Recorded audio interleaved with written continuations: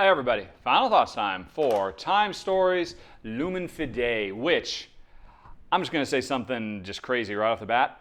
For my money, this is the best Time Stories adventure yet. Easily. Now that said, I think that's a very controversial thing to say because I think this is a very Marmite one. A lot of people are going to love it like I did. A lot of people are going to be disappointed. Kind of like, which one? The fantasy medieval one.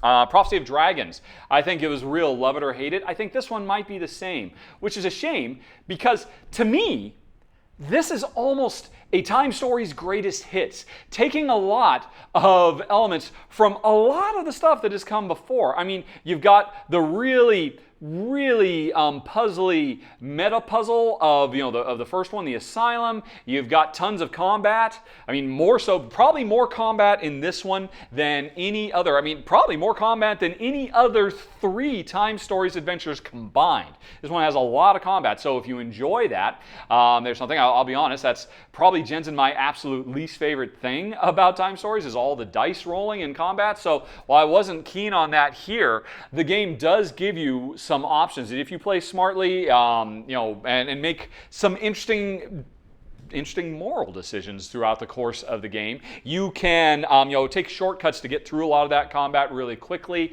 So while it can be burdensome, it doesn't have to be. Again, depending on the choices you make, the story choices you make, which is absolutely great.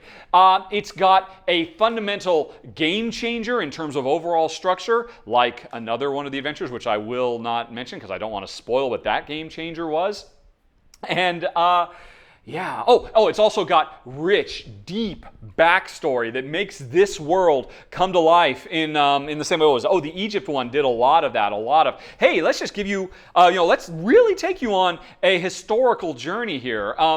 Plus the fact that I absolutely love that this, Crusades era Iberian Peninsula is not a place that I would normally expect to go. That's not a real common overused theme and trope from board games, which I very much appreciate as well. This was a really new, interesting, different place to go. And I'll be honest, I learned stuff about history that which hasn't really necessarily been the case in the other games. I mean, when we encountered some stuff, you say, really?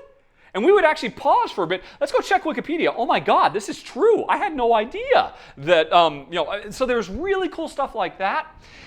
That said, I mean, while I could blather all day about all the cool, good things that this pulls from others, there are some things that it pulls from others that aren't so good.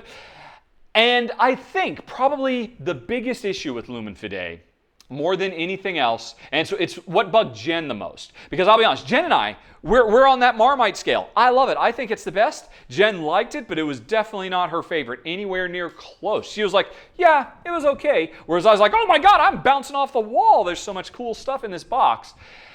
Probably its weakest point is it's continuing a trend that has become more and more prevalent as time has gone on, which is it's very linear. The earlier Time Stories games, the first 3 specifically, were very wide open and with a lot of, you could go anywhere and do anything, and there was a much bigger, more expansive world to explore. And you really did feel a lot more like you were exploring, searching through every nook and cranny, trying to find, oh, this is the thing, and now I can go do this over here, and who knows what that's going to lead to. The more recent Time Stories, and I would include this as well, there's less exploration, there's fewer places to go, it's generally pretty safe bet. Oh, when I find the thing, okay, I know what I need to do with this thing, I'll take it over here and that's going to do the other thing. And it's a little bit more on rails. Now that said, the core central structure, like I said, this kind of borrows a structural element that was introduced in another game. I think that's it's almost necessary to be a little bit more linear. And me personally, I don't mind that at all. It's a little bit less D&D, a little bit more choose your own adventure. So you got to know that going in. And so for some people, that's going to be a bit more disappointing. For Jen, it certainly was. But if you're not bothered by that, if you don't mind the game holding your hand and ensuring it shepherds you down a kind of a golden path with some branching here and there, some little side things you can do that maybe you'll see, maybe you won't, but for the most part, more of a golden trail throughout.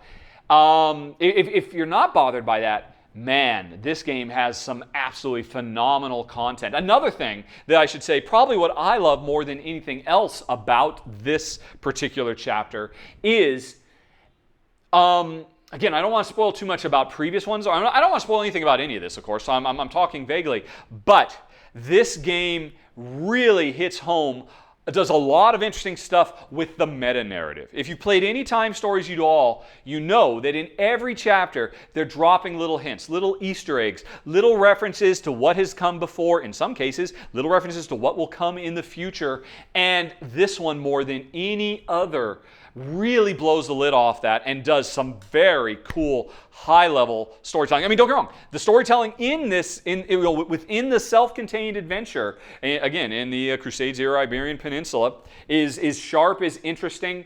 For me, it was engaging, very eye-opening, maybe kind of controversial. I mean, because it really does focus a lot on, Muslim versus Christian tensions and all that. But for my taste, I think it handles all that stuff very deftly, very mature and respectfully. I know I have seen some people get up in arms that they feel that the Christian side of things is treated unfairly, that they're a little bit too mad or what have you. But you know what? I mean, there's always stuff like that in every time stories adventure. And, I guess maybe for some people there'll be trigger warning issues with that as well. Me personally, I rolled with it. I thought it handled everything very deftly in a very mature way. But again, some might agree to disagree on that. But again, the high-level storytelling that has implications for what I've experienced in the past and what I'm more excited now than ever, than any time in the past, to play the next time stories because of the ramifications for the choices we made. There are times when you will make choices that you have no choice to say, what does that mean moving forward? This is, bonkers, high-level stuff. Now, again, I don't want to spoil any of that stuff. It's just like there's really cool story moments, including, I'm not going to say, I don't want to say anything specifically. You should experience it all for yourself. I don't want to spoil anything. And just say, yeah, some people are going to be disappointed. I guess, like I said, because maybe it's a little bit more on rails. Some people will be incensed because they feel that the Christian faith was not handled appropriately. Sorry if you feel that way. Some people, let's see.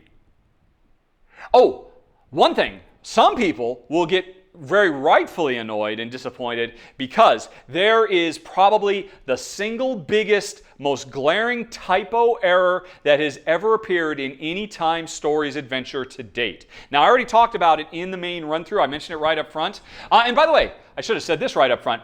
If you're worried about spoilers, don't worry. You can watch my main run-through. All I'm going to do is just basically open this box and walk you through the first minute of gameplay. I'll just show you what are the new gameplay elements, which I think maybe aren't quite as... Well, no, it's interesting. I was about to say they're not quite as monumentally game-changing as previous ones, but there's some interesting subtlety to them that I think is everywhere, just as interesting and compelling. And in fact, the new gameplay mechanisms here do more to bring gameplay and interlock it with story. And I think that's actually really cool too. So I'm just going to introduce you to what you would find out within a minute of opening the box anyway, show you a little bit of what the art looks like. That's it. And more importantly, right off the bat, I tell you, hey, look out for card 124 because there is probably the single worst typo error in any time stories adventure to date. It's absolutely abysmal. It will halt you in your tracks, make the game completely unfinishable for you if you don't know about it. Card, I think it's 124. Again, just watch the intro. Even if you don't want to have anything spoiled, it's literally the first thing I talk about. So just watch that and I'll tell you what you have to do and all that. So that's unfortunate. Why does this keep happening? I know these are complex beasts, and I know English is not the first language of the developers of this game, but man, it just keeps happening. These dumb little errors that are immediately spotted and immediately covered in the excellent... By the way, I cannot give enough credit where credit is due to Paul Grogan's Time Stories FAQ, Frequently Asked Questions. There's a link for it down in the show notes if you want to go check it out. It's really well done in that It gives you the information without spoiling the games for you. It's at this point, it's kind of become a must-read. As soon as you get the expansion, check the FAQ, because you never know. There might be some game-breaking bug in the system, and you'll need to know about what to do when you stumble across a card 124. Why does this keep happening, Time Stories? Still, I can't stay mad at you. I forgive you. For my money, I've had more fun in Lumen Fidei than I have had in any other one. This is my new favorite. It does so many things so well. Yes, it would be nice if there was a little bit more sense of expert, if it was a little bit more off rails, but I'm willing to forgive it because being on rails like it did allowed it to do certain things with the overall structure that I think made for a very interesting and compelling overall story. I'm more interested in exploring the story than I am the game at this point, and man, this one does great story, for my money anyway. Of course, that's very, very subjective, obviously. You might think the story is boring and pedantic and pedestrian. I don't know. Or maybe you'll think the twists are obvious and you saw them coming a mile away. But I had a great time. Jen enjoyed the story too. She would have liked to see a little bit more branching, as was so often the case in the first three especially. But that's okay. That's a minor complaint in my book for what this gives you. And that's it, folks. Time Stories, Lumen Fidei. Thanks for watching. Have a very, very nice day. Talk to you later. So long. Bye-bye.